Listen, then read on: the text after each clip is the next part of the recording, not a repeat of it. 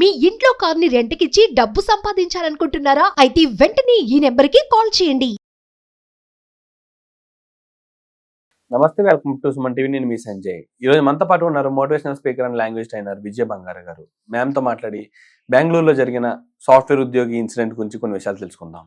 నమస్తే అమ్మా. నమస్తే అండి. అమ్మా, రీసెంట్ గా బెంగళూరులోకి ఇన్సిడెంట్ జరిగింది. ఒక అవును. సాఫ్ట్వేర్ ఉద్యోగి తన భార్య చేసిన వాదనలు అంటే ఏ విధంగా అంటే తన భార్య తనపై తప్పుడు కేసులు పెట్టిందని చెప్పేసి సూసైడ్ నోట్ రాసి మరీ చనిపోయిన ఘటన చూసాం. అవునండి. అసలు ఎందుకు ఇలా జరిగింది? అసలు ఆ కేసు పూర్వపరాలు ఏంటంటారు? మీరు అన్నట్టుగా అతను చనిపోయిన అబ్బాయి పేరు అతుల్ సుభాష్ అండి. అతనికి 37 ఇయర్స్.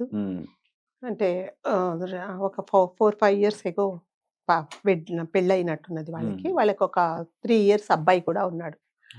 సో పెళ్ళైన తర్వాత మరి కొన్ని రోజులు అది మామూలే కదా, కొన్ని రోజులు బాగానే ఉన్నారు. ఒక అబ్బాయి పుట్టిన తర్వాత ఈ అమ్మాయి ఏంటంటే ఇతను హరాస్ చేయడం మొదలుపెట్టింది. అమ్మాయితో పాటు భార్యతో పాటు వాళ్ళ తల్లి తండ్రి ప్లస్ వాళ్ళ బావగారు అందరూ కలిసి ఇతన్ని చాలా హరాస్మెంట్ చేస్తున్నారు. ఏమనంటే ఆ అమ్మాయి అలిగేషన్స్ ఏంటంటే అన్యాచురల్ సెక్స్ ఇతను నన్ను అడుగుతున్నాడు, ప్రతిరోజు దానికోసం నన్ను సతాయిస్తున్నాడు.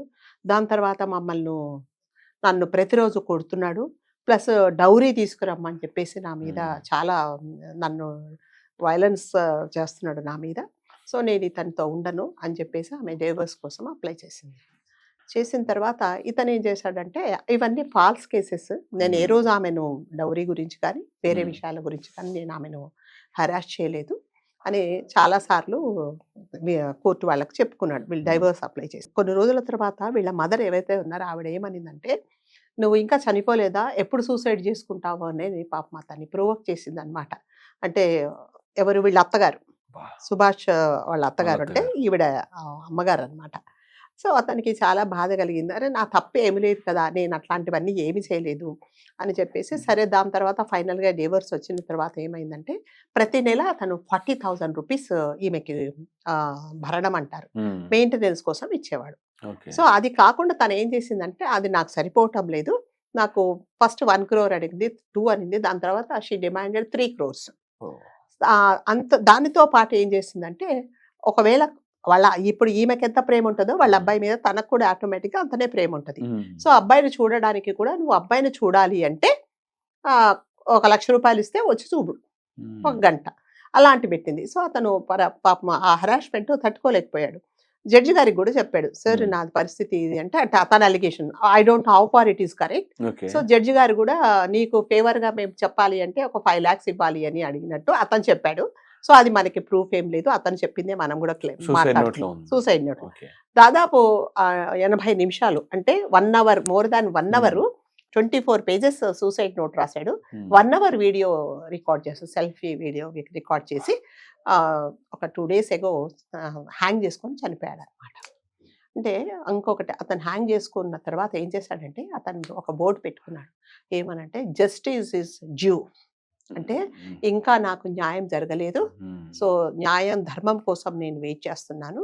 తర్వాత మెన్ టు, అంటే ఇటువంటి హరాస్మెంట్ అంటే జనరల్గా సొసైటీలో ఏమిటంటే ఆడవాళ్ళకే అన్యాయం జరుగుతుంది, ఆడవాళ్ళనే మగవాళ్ళు హింసిస్తున్నారు, కొడుతున్నారు, కట్నం కోసం ఇది చేస్తున్నారు, రకరకాలుగా జనరల్గా జరిగేవన్నీ అలిగేషన్స్.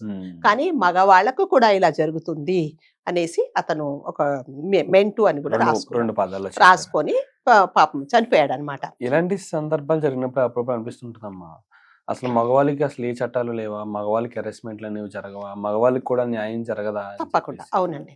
అంటే నిజంగానే మీరు అన్నట్టుగా మగవాళ్ళకు కూడా న్యాయం, అంటే బాధ అనేది ఎవరికైనా ఒకటేనండి, మగవాళ్ళని కొట్టినా ఒకటే, ఆడవాళ్ళు కొట్టినా ఒకటే. ఆ బాధ అనేది హరాస్మెంటే. భార్య భర్తను హరాస్ చేసినా, భర్త భార్యను హరాస్ చేసినా, హరాస్మెంట్ అనేది ఎవరైనా సరే ఫేస్ చేయాల్సిందే, ఎవరికైనా ఒకటే బాధ. కాకపోతే ఏమిటంటే సొసైటీలో ఎలా అయిపోయిందంటే, ఇప్పుడు ఒక భార్య పోయి పోలీస్ స్టేషన్లో కంప్లైంట్ ఇస్తే ఒకవేళ ఇర్రెస్పెక్టివ్ ఆఫ్ అతను కొట్టాడా కొట్టలేదా, అతని మీద కోపంతో అతనితో ఉండడం ఇష్టం లేక చేసినా కూడా ఫస్ట్ ఏం చేస్తారంటే భర్తను అరెస్ట్ చేస్తారు. పోలీసు వాళ్ళు వస్తారు, పట్టుకుంటారు, తీసుకెళ్తారు, వాళ్ళ ఫ్యామిలీని అందరూ చేస్తారు. అదే భర్త ఒకవేళ చేస్తే జనరల్గా ఏంటంటే మగవాళ్ళు ఏంటంటే ఏ బాధ వచ్చినా చెప్పుకోరు, చెప్పుకుంటే నలుగురు నవ్వుతారేమో అని చెప్పేసి వాళ్ళే భరిస్తారు. సో వాళ్ళు భరించేసి ఏం చేస్తారంటే, ఒకవేళ పోలీస్ స్టేషన్కి వెళ్తే నీవే సిగ్గులేదా, నువ్వు మగవాడివి ఉంటారు కదా, మాట్లాడతారు. నువ్వు అంత మాత్రం కంట్రోల్లో పెట్టుకోలేవా భార్యను, నువ్వు పోలీస్ స్టేషన్కి వస్తావా అని అంటారని చెప్పేసి వాళ్ళు ఏం చేస్తారంటే విసిగిపోయి ఏం చేయలేక ఫ్రెండ్స్కి చెప్తే నవ్వుతారు. నువ్వు అంత మాత్రం కంట్రోల్, కొన్ని తల్లిదండ్రులకు చెప్తామంటే సేమ్ అలాంటిదే వస్తాయని చెప్పేసి వాళ్ళు భరించి ఈ మధ్య పాపం సూసైడ్ చేసుకుంటున్నారు అనమాట. సో అతను ఇంకొకటి ఏం క్లెయిమ్ చేశారంటే సంజయ్ గారు, అతను ఒకవేళ నేను అంటే కోర్టులో నేను నిర్దోషిని అని తేలితే మాత్రమే నా శవాన్ని నా నా నా అస్థికలను తీసుకెళ్లి గంగా నదిలో పవిత్ర నదులలో కలపండి, లేకపోతే మాత్రము ఒకవేళ నేను నిజంగా తప్పు చేశాను, వీళ్ళని వాళ్ళు చెప్పిన అలిగేషన్స్కు నేను చేశాను అని ప్రూవ్ అయితే నా అస్థికలు ఎక్కడ కలపకుండా కోర్టు ఎదురుగుండా ఉండే ఎక్కడైనా ఒక మురికి కాలువలో కలపమని చెప్పేసి అతను చేశాడు. అంటే అలా చెప్పడానికి అతను చాలా ఎంత మానసిక క్షోభ అనుభవించాడో అతనికి పాపం చాలా, అంటే ఒక 1 hour అతను వీడియో చేశాడంటే ప్రతి ఒక్కరి గురించి క్లెయిమ్ చేసి చెప్పడనమాట, ఇవన్నీ ఫాల్స్ అలిగేషన్స్, నేను ఏ తప్పు చేయలేదు అని. సో 24 pages సూసైడ్ నోట్ రాసేసి జడ్జి గారికి పంపించాడు. దాని తర్వాత వాళ్ళ ఫాదర్ మదర్కు కూడా పంపించాడు. అందరికి వాళ్ళ ఫ్రెండ్స్కి వాట్సాప్ గ్రూప్లో పెట్టాడు. ఇలా అందరికి షేర్ చేసుకున్నాడు అనమాట. అంటే ఎంత అంటే చనిపోయే ముందు నిజంగానే ఎంత బాధ అనుభవించాడో అతనికి మాత్రమే తెలుసు. పాపం అతను చనిపోయిన తర్వాత తల్లి తండ్రి పెద్దవాళ్ళండి, వాళ్ళు అంటే గుండె పగిలేలాగా ఏడుస్తున్నారనమాట. సో దీనికి ఎవరేం మీరు అన్నట్టుగా ఏదైనా సరే ఇవాళ న్యూస్ అవుతుంది, రేపు న్యూస్ అవుతుంది, మనమందరం కూర్చొని మాట్లాడుకుంటాము, 3వ రోజు మళ్ళీ ఇంకొక న్యూస్ వస్తుంది, దాన్ని హైలైట్ చేస్తారు. సో వీళ్ళ అంటే జనరల్గా చాలా మంది ఇంతకుముందు కూడా ఒక అతను ఏం చేశారంటే, ఈ భర్తలందరూ మనం కూడా ఒక సంఘం పెట్టుకుందాము, భార్యలు కదా, ఇప్పుడు మహిళా మండళ్ళు, ఇప్పుడు అదేంటంటే ఆడవాళ్ళకి ఏదైనా జరిగిందండి వెంటనే మహిళా మండలి వాళ్ళు వస్తారు కదా. తర్వాత ఇంకొకటి అంటే ఆడవాళ్లకు బీయింగ్ ఏ లేడీ నేను కూడా చెప్తున్నా, ఏదైనా అన్యాయం జరిగింది అనుకోండి ఫస్ట్ ఏడ్చేస్తారనమాట. ఏడ్చేసి తల్లికో తండ్రికో లేకపోతే చుట్టాలకో పక్కాలకో ఫ్రెండ్స్కో చెప్పేసుకొని వాళ్ళ బాధ తీర్చుకుంటారు. మగవాళ్ళకి అలాంటిది లేదండి కదా. వాళ్ళు నిజంగా మగవాళ్ళు ఏడ్చారు అంటే అది ఇంకా అంత కష్టమైన పరిస్థితిలో వాళ్ళ బాధను ఇది చేసుకుంటారు. సో సొసైటీలో ఏమిటంటే టేక్ ఇట్ గ్రాంటెడ్గా భార్యాభర్త అంటే భర్తే సతాయిస్తాడు, భర్తే హెరాస్ చేస్తాడు, భర్తే మిగతా వైలెన్స్ చేస్తాడు, భార్య చెయ్యదు అనేది. కానీ ఈ మధ్య కాలంలో పెళ్లిళ్ళు అనేది కమర్షియల్ అయిపోయినాయి అనమాట. ఎలాగంటే ఉన్నన్ని రోజులు అతనితో ఉండడము, దాని తర్వాత విడిపోవడము, నచ్చకపోతే ఇలాంటి క్లెయిమ్ చేయడం అనమాట. నేను మొన్న ఒక 3 months బ్యాక్ అడిగాను, ఒక ఆవిడి భర్త దగ్గర నుంచి విడాకులు కోరి నాకు నెలకు 5 లక్షలు అడిగింది అనమాట. అంటే ఎందుకు అంటే నాకు సరిపోదంటది. ఎందుకు సరిపోదంటే అంతే, నా మెయింటెనెన్స్ ఇంతే అని చెప్తుంది అనమాట. అంటే తేరగా ఏదైనా డబ్బులు వస్తే నీ ఇష్టం వచ్చినట్టు ఖర్చు పెట్టుకోనమాట. అంటే అందరూ అనట్లేదండి, ఆడవాళ్ళు చాలా మటుకు మంచి వాళ్ళే ఉన్నారు. కొంతమంది మాత్రం ఇలా కమర్షియల్ అంటే పెళ్లికి కూడా ఒక బంధము అనేది ఏమి లేకుండా నచ్చకపోతే ఇది చేస్తున్నారు. అంటే ఇది వరకు అంటే కొన్ని సంవత్సరాల కిందట 40-50 ఏళ్ల క్రిందట ఏంటంటే భర్త ఏది సంపాదించి తీసుకొస్తే భార్య బాధ్యత ఏంటంటే తను తీసుకొచ్చింది, తను సంపాదించింది మాత్రమే, ఎంత సంపాదిస్తే అంత ఈమె ఇంటికి ఖర్చు పెట్టింది. ఇప్పుడు అలా కాదండి, ఎవరి మీద డిపెండ్ అవ్వట్లేదు, భార్యతో పాటు ఇద్దరు సంపాదించుకుంటున్నారు. సో చాలా మంది కొంతమంది వాదన ఏంటంటే పిల్లల వరకే మెయింటెనెన్స్ ఇస్తాము మేము, సో మీరు కూడా సంపాదిస్తున్నారు. ఇప్పుడు భర్తకు ఎంత బాధ్యత ఉంటుందో భార్య కూడా పిల్లల మీద అంతనే బాధ్యత కదా. అట్లాంటప్పుడు మేము అలాంటిది ఏమి ఇవ్వము, ఓన్లీ పిల్లలకు మెయింటెనెన్స్ మాత్రమే ఇస్తాము అని కూడా కొంతమంది మగవాళ్ళు వాదిస్తున్నారు అనమాట. ఏది ఏమైనా కూడా మీరు అన్నట్టుగా కొన్ని చట్టాలలో మార్పులు రావాలండి. ఎవరైనా బాధ ఎవరికైనా ఒక బాధే. సో మగవాళ్ళు కూడా రిపోర్ట్ అంటే నిజంగా కంప్లైంట్ చేస్తే అందులో నిజాలు ఎంత నిజంగా, ఇప్పుడు నిజంగానే అతను ఇచ్చిన కంప్లైంట్ వీళ్ళు సీరియస్ గా తీసుకొని ఉంటే ఇవాళ అతని ప్రాణం పోయేది కాదండి. పర్వాలేదు బాబు, నేను మీకున్నాము, నీకు భరోసా ఇస్తాము, మేము కూడా అంటే ఇన్వెస్టిగేట్ చేస్తామని అతనికి ఎవ్వరు ఒక మాట చెప్పలేదండి. సో అతను విసిగిపోయి కోర్టుల చుట్టూ తిరిగి ఈ అలిగేషన్స్ అతను భరించలేక సూసైడ్ చేసుకున్నాడు.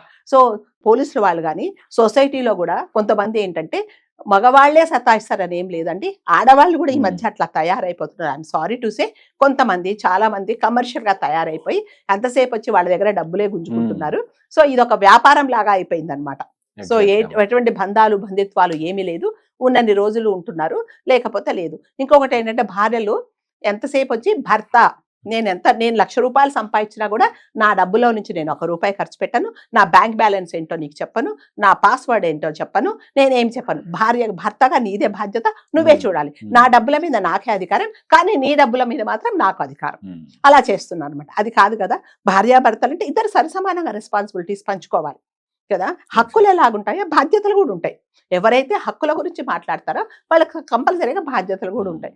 సో ఆడవాళ్ళందరూ దయచేసి మగవాళ్లను, అంటే కొంతమంది అందరూ అట్లా లేదండి, అలా విసిగిస్తున్నప్పుడు అతను విసిగిపోయి ఏమి న్యాయం జరగక చనిపోతే మన చేతులారా మనం ఒక ప్రాణాన్ని, అంటే హరాస్మెంట్ ఎలాగుంటదంటే సంజయ్ గారు, కొట్టక్కర్లేదు, తిట్టక్కర్లేదు. హరాస్మెంట్ కూడా ఒక రకంగా మనం సూసైడ్కు ప్రొవోక్ చేస్తున్నట్టు.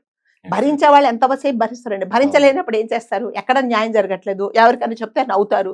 సో తను ఏడవలేడు గట్టిగా. ఆడవాళ్ళకు ఉండే ఆయుధం ఏంటంటే ఏదైనా జరిగితే గట్టి గోల్ చేసేస్తారు, అరుచేస్తారు, కొట్టుకుంటారు. లేకపోతే మహిళా సంఘాలు వచ్చి మేము నీకు మద్దతు ఇస్తామని కార్డ్స్ పట్టుకొని తిరుగుతాయి. కానీ మగవాళ్ళకి నిజంగా అట్లాంటిది ఎవరూ లేరు. కాబట్టి కొంతమంది ఏం చేస్తున్నారు, ఈ మధ్య వాళ్ళు కూడా కొన్ని సంఘాలు వాళ్ళు కూడా చేసుకుంటున్నారు అనమాట. మేము కూడా చాలా మంది భార్య బాధితులు ఉన్నామని. నిజంగా దట్ ఈస్ ట్రూ అండి. అంటే ఎవరు లేకుండా ఏది ఏమైనా కూడా న్యాయం అనేది ఇద్దరికి ఒకటేనండి, బాధ అనేది ఇద్దరికి ఒకటే. సో ఎవరైనా మగవాళ్ళు వచ్చి ధైర్యం చేసి, మగవాళ్ళు కూడా మీరేం అధైర్యపడేసి సూసైడ్ చేసుకునే అవసరం లేదండి. న్యాయం తప్పకుండా జరుగుతుంది, కాకపోతే కొంచెం లేట్గా జరగచ్చేనో. ఇట్లా ఎంతమంది ప్రాణాలు తీసుకుంటారు చెప్పండి, కాదు కదా. సో ఆ న్యాయం తప్పకుండా జరుగుతుంది కాబట్టి కొంచెం వెయిట్ చేసేసి, అందరూ అలా ఉండరు, మీరు 10 మందికి చెప్పుకోవడానికి కూడా ట్రై చేయండి. ఏముంది, ఇప్పుడు మీ తప్పు ఏమి లేనప్పుడు ఎవరికైనా మనం చెప్పుకోవచ్చు. మగవాళ్ళు చెప్పుకోకూడదు, మగవాళ్ళు ఏడవకూడదు అనేది, ఎమోషన్స్ బాధ అనేది ఎవరికైనా ఒకటేనండి. మనుషులకు ఎవరైనా ఒకటే. మీకు బాధేస్తే మీరు ఏడుస్తారు, నాకు బాధేస్తే నేను ఏడుస్తాను. మిమ్మల్ని కొడితే మీకు అదే బాధ, నన్ను కొడితే నాకు కూడా అదే బాధ. సో అందులో ఏమి తేడా లేదండి, మగ ఆడ అనే తేడా ఏమీ లేదు. సో ధైర్యంగా ఉండండి మగవాళ్ళు కూడా. మీకు కూడా అంటే మనం అందరినీ కోరుకోవడం అంటే చట్టాలలో కూడా కొన్ని మార్పులు రావాలండి. సో చట్టాలలో మార్పులు లేకపోతే ఎంతసేపు వచ్చి మహిళలకే అన్ని హక్కులు, మహిళలకే అన్ని సపోర్టు అంటే మరి మగవాళ్ళు ఎక్కడ పోతారు, వాళ్ళకి ఎవరు న్యాయం చేస్తారు చెప్పండి. కాలం మారుతుందమ్మా, మారుతుంది. కాలంతో పాటు మనుషులు విధి విధానాలు కూడా మారినాయి. ఒకప్పుడు ఆధిపత్యం చెలాయించిన మగవాడిపై ఇప్పుడు ఆడది కూడా ఆధిపత్యం చెలాయిస్తుంది. ఇలాంటి సందర్భంలో మగవాళ్ళకి కూడా కొన్ని చట్టాలు రావాలి. చట్టాలలో కంపల్సరీగా మార్పులు రావాలి. థ్యాంక్ యూ అమ్మా, thank you very much. Thank you so much.